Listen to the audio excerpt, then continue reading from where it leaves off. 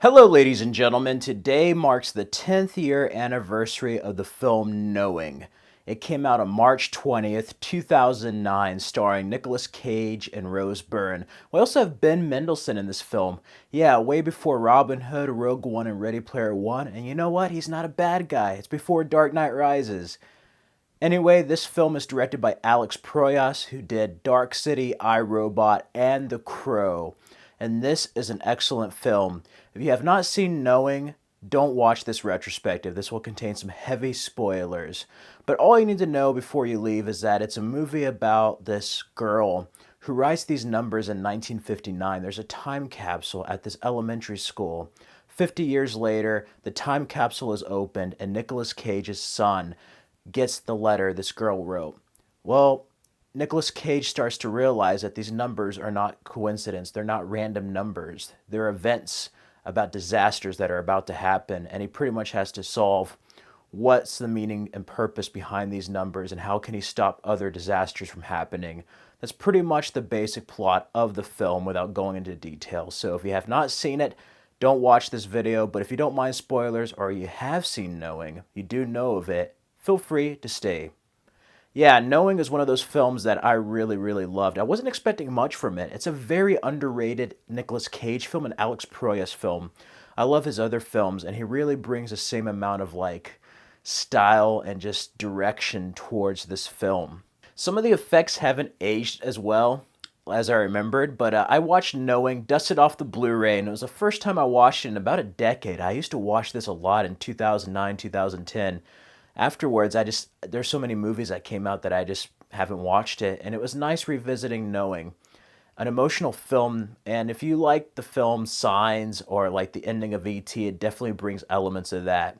With the end of the world. Yeah, 2012 hyped it up to be the end of the world didn't end, and Knowing, the small film, science fiction film, the world ended. And I love this film. It starts off in the 50s and then we time jump it forward. And it's a normal movie. It's one of those movies where you're not sure what it's about. There's some scary, disturbing imagery, strange creatures, which you find out are angels slash aliens. But it's one of those where you watch it and it's just one type of movie for the first half, and then the second half comes in, starts to give the first half more meaning and really shows you what this film is all about. And I love it. Much like Signs, it's really a film about faith. Nicolas Cage plays this widowed father, he's a single father. Ben Mendelsohn's his friend, and he's a professor. And I love it. I love him discovering these numbers and how crazy all these disasters are. That plane sequence, holy shit, the first time I saw this in theaters, that was such an intense sequence. The train scene.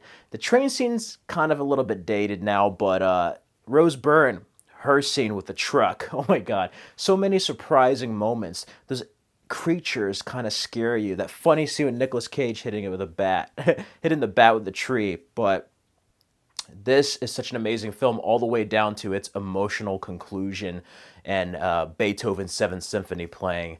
This is just one crazy movie. And 10 years later, I feel like it's still underrated and maybe forgotten about a bit. It's not gotten so many rave reviews lately, but I remember a lot of my friends really liked this film when it came out. I liked this film. Roger Ebert gave it a good review. And I wasn't expecting much. I went with my parents to the theater at a Cinemark, and I was like, yeah, there's this Nicolas Cage film. I love the National Treasure film that came out about a year or two before, and it was just like, let's go see this.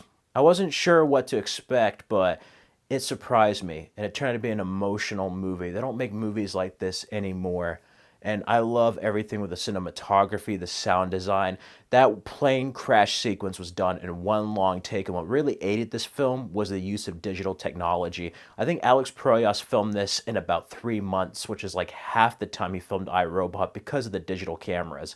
And you could tell this is one of the earliest Blu-rays I bought back in the day. And it still looks amazing on Blu-ray in high definition. But I love how it's kind of a thriller in the first half and then becomes something more. The disasters are so jarring. It's very violent and very graphic for PG-13, especially like in a post 9/11 climate at the time. That was still fresh about 10 years ago. Even though it happened in 2001, you could definitely tell the effect it had on cinema in the last decade.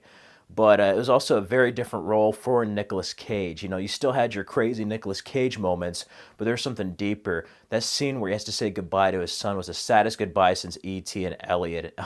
Oh my God.